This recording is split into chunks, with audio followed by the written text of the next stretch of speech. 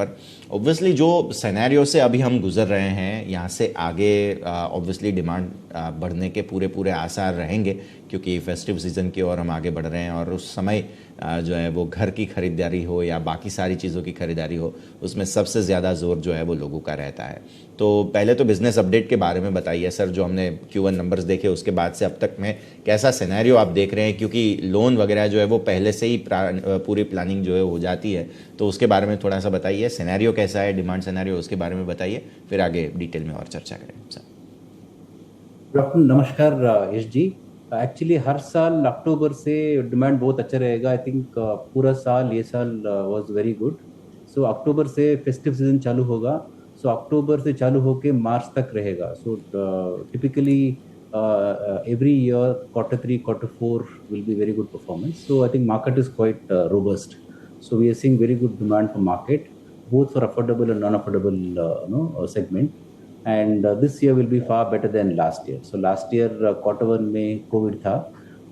उसके बावजूद भी लास्ट ईयर इंडस्ट्री के लिए बहुत अच्छा था, क्योंकि Q2 Q3 Q4 में अच्छा परफॉर्मेंस दिखाया इंटर इंडस्ट्री ने, कैनफिन भी। और ये साल no hopefully there is not going to be any issue this year. So the performance is going to be far better than last year. Definitely sir. अब थोड़ा सा जियोग्राफी वाइज में समझना चाह रहा था कि कैसा सिनेरियो आपको देखने मिल रहा है, क्योंकि नॉर्थ में अभी भी हम देख रहे हैं कि डिमांड जो है वो काफ़ी स्ट्रॉन्ग रहा है। साउथ में अगर हम देखें तो वहाँ पे भी थोड़ा सा असर आता हुआ दिखा है। वेस्ट में भी हम देख रहे हैं कि डिमांड तो काफ़ी अच्छा रेजिलिएंट चल रहा है। सो इसको देखते हुए आप थोड़ा सा हमें समझाइए सर, जियोग्राफी वाइज कैसा माहौल आप देख रहे हैं अभी फ़िलहाल कैनफिन में। हमारा बुक में और इंक्रीमेंटली जोग्राफिकल स्प्रेड साउथ लगभग 68-69% है, और बाकी 31-32 is about all other reasons. So south में डिमांड जबरदस्त है। वेस्ट भी अच्छा है, नॉर्थ थोड़ा कम है। इंडस्ट्री के लिए थोड़ा नॉर्थ थोड़ा सुधारना पड़ेगा। कंपैरेटिवली साउथ वेस्ट बहुत अच्छा है। ईस्ट बहुत छोटा है, इसलिए मैं ईस्ट के बारे में नहीं बोल रहा हूँ। बट नॉर्थ थोड़ा कम है, क्योंकि उधर थोड़ा चैलेंजेस भी है। सो साउथ एंड वेस्ट बहुत अच्छा है। Definitely sir. अब थोड़ा टिकट साइज़ के हिसाब से समझ रहे हैं, एवरेज टिकट साइज़ जो है वो लोन का कैसा है, और ज़्यादातर अफोर्डेबल में ऑब्वियसली डिमांड जो है वो काफ़ी ज़्यादा है, लेकिन लग्जरी में भी डिमांड डेफिनेटली आता हुआ हमें दिख रहा है।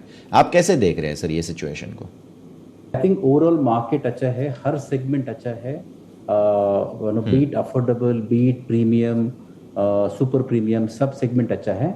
And specially since last year demand is very good.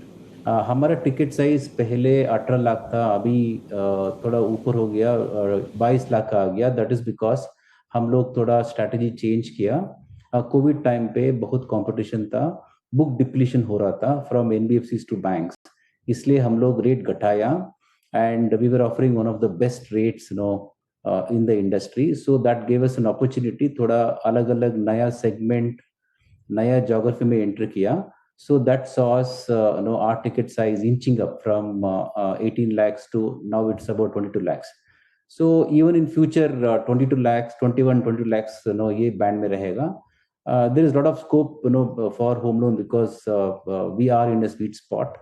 Entire industry is in sweet spot, because this demand will continue for next at least 5 to 6 years time. And this is for the entire industry, and every company is putting up good show, every other quarter. And ticket size, at least for Canfin, we have improved, क्योंकि हमारा pricing strategy change हुआ था. Again, now we are back. Now we have increased our rates because repo भी increase हुआ था. Affordability low है. So this is going to continue, and our ticket size will be stable now at 22 lakhs.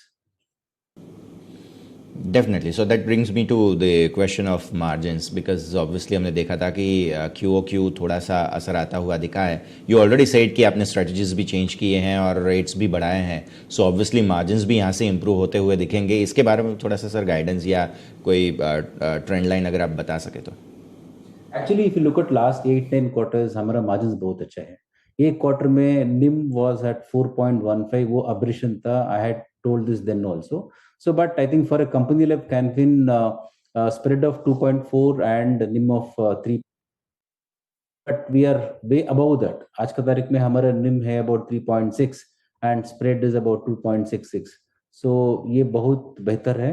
considering the kind of profile Canfin is, क्योंकि Canfin 100% retail, no developer funding, no corporate funding, non-home बहुत कम है, as a proportion it's only about 5%, so 95% is home. ऐसे वाला profile वाला company को 2.4 or 3 is ideal, but we are far higher than that. So margins are pretty stable. If you compare with the earlier peak of 4.15, थोड़ा कम हुआ, but I think that's an aberration. I had told them also. Otherwise, the margins are stable. It will be stable going forward as well.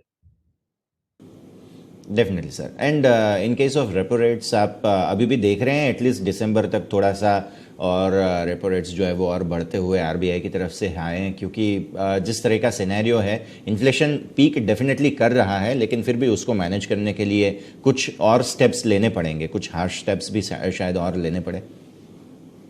Yeah, repo rates from now till March, it can go up maybe about 0.4 to 0.45% increase हो सकता है, वो budgeted है. So I think all the companies are well prepared. But if you look at the peak, I think we were selling home loans at about 11-12%. अभी in spite of rate increase भी, if you look at the total repo increase in last 1 year and in next 6 months, पूरा increase won't be more than 150 bips. So I think it's more a question of mindset. Demand is so huge and robust. So interest rate increase may not have too much of an impact because demand outbeats this negativity of slight increase in the rates. And anyway, increase in rates are required, to balance, so many factors, including inflation. Okay sir.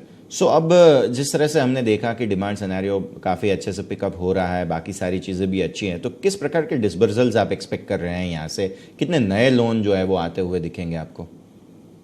At a disbursement level and book level, we will show growth of 18%.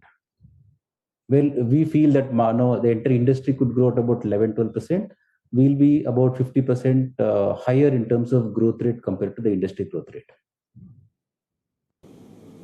Definitely. और obviously हम जानते हैं कि salary class जो है वो सबसे ज़्यादा मेजर कंट्रीब्यूशन जो है वो हमारा वहाँ से आता है, और जिस तरह से अभी हमने देखा है, चाहे आईटी सेक्टर देखिए या सब जगह पे देखिए, थोड़ा सा ले ऑफ वगैरह के चर्चाएं ज़रूर हैं, लेकिन इंडिया अभी ऑब्वियसली ये सारी चीज़ों से बहुत दूर है, रिसेशन से भी बहुत दूर है, लेकिन फिर भी कुछ आपको असर आता हुआ दिख रहा है इन सब सेंटिमेंट्स को देखते हुए?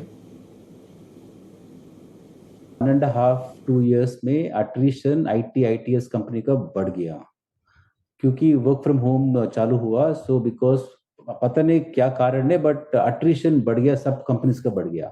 And therefore the cost, employee cost also has increased for most of the IT and ITS companies.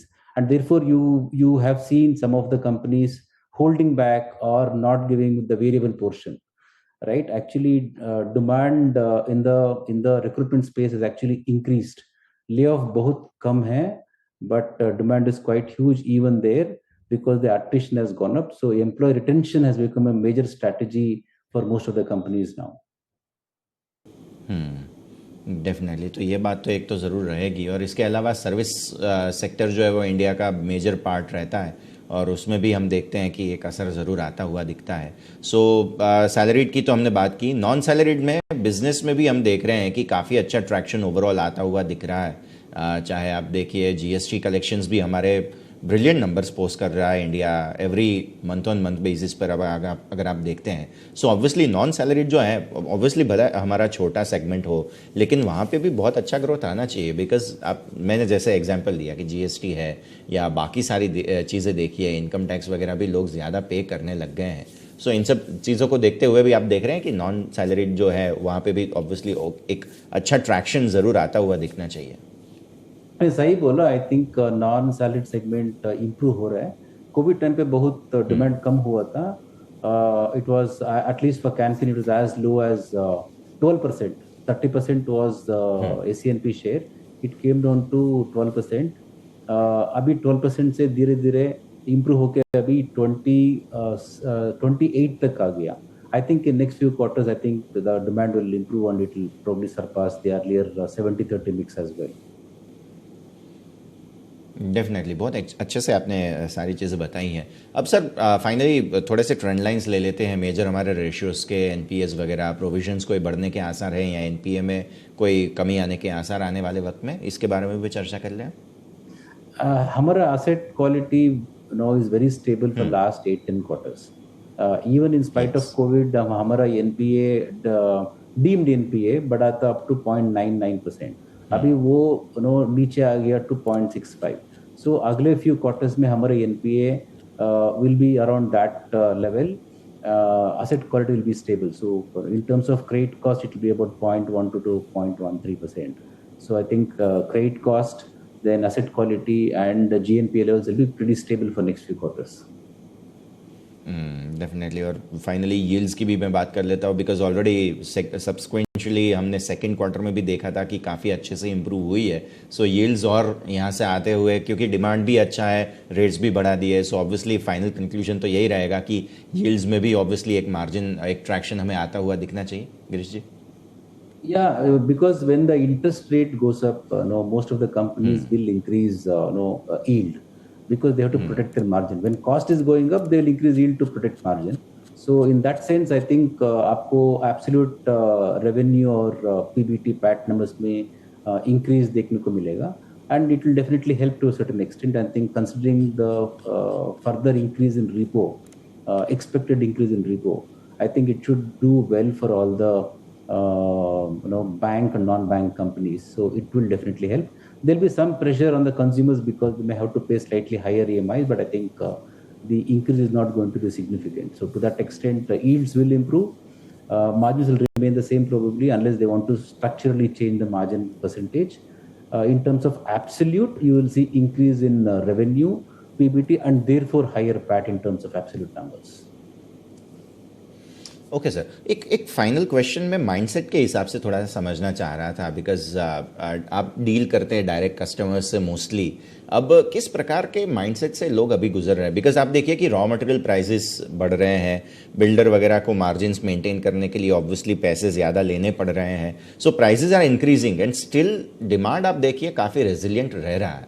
सो किस प्रकार के माइंडसेट से लोग गुजर रहे हैं अभी फिलहाल इस बाइंग प्रोसेस में जब निकलते हैं तब? Actually, it's question of time because if we know that rates are going to increase, so we'll try to book an apartment sooner than later. So because at one point in time, home loan rates were 11-12%, and it came down to as low as 6.75 and 7%. Now Yes. धीरे increase okay, अभी 8 or now it's about 8.25%. So another 0.3-0.4% would have some lag effect since the pent up demand is so huge. Even though customers would postpone the decision of buying an apartment or start construction, you have pent up demand, so that will offset the gap in the current demand. So since demand is so robust, this lag of postponing the either acquiring a property or constructing a property, that gets offset, and therefore you will see that demand being quite high.